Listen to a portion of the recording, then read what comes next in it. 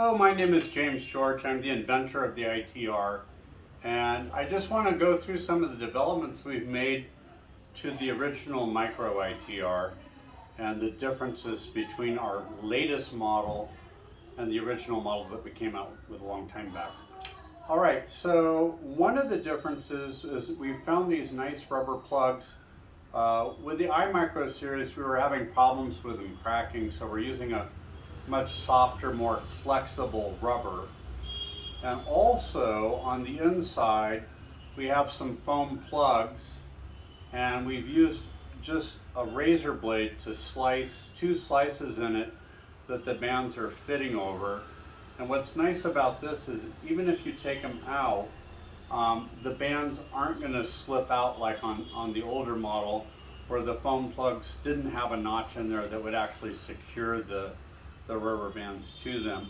And you may want to use like a toothpick or something if you need to pry these out. And I'll go ahead and do that just so you can get an idea of what they look like. And I'll do that on both sides. So that's the rubber plug there, and you can see we've put a slice with a razor blade on one side and then on the other, and we've just slipped the bands around it. And so you don't have to worry about that rubber plug coming loose from the rubber bands like in the older model on the iMicro ITR anyway. And the reason we're doing that is for two reasons. One, by using the foam plugs on both sides, we're actually getting more retraction distance out of the reel, and we're also getting less wear and tear on the rubber bands over time, because we were just slipping it around, as you can see, through the slots we'd put in the bands. That was definitely easier for us, but to build a better product with a longer retraction distance and less wear on the rubber bands, we came up with this new design. And that's one of the primary differences. And what I also like about this is if you have the caps on loosely, you can easily increase the tension just by holding the caps in a fixed position so they're not rotating, and you can just rotate the reel around, and that'll put increased winds on the band depending on the direction you rotate it. You can also loosen the tension on the reel by going in the opposite direction. And this way you're not having to pull out just a bunch of thread to put the initial winds on the reel when you get started. And that way you're not wasting your invisible thread, because you just can sit here and rotate it like this. And that'll put more tension on it. And then you go ahead and just put the caps on. You don't have to put them on super tight, just put them on gently so they're not going to fall off. And that way they're easy to get off if you need to. Now the other thing we've done, now we've retained the small hole like you see. Okay, so I guess I loosened the retraction. So now what we can do, I'll just go ahead and wind it up, and you'll see that the little wax ball will go, after some time, it'll go to where it's supposed to go. All right, let's unwind it here. All right. I am going the wrong way. Yeah, I think I am. Okay, oh, I see. Oh, there it goes. All right. So now, yeah, because it should retract the wax ball all the way back to the hole. And then if it doesn't, obviously you need to put a little more winds on, and you should be able to tell what direction to rotate if you look at it closely, because you want to be winding it up. And you do that on both sides at the same time. That also saves some time. But anyway, the other thing we've done is we made the hole where the thread is coming through the same as the original Micro ITR, but we've also put a bigger hole on the back side. And you're probably wondering why we did that.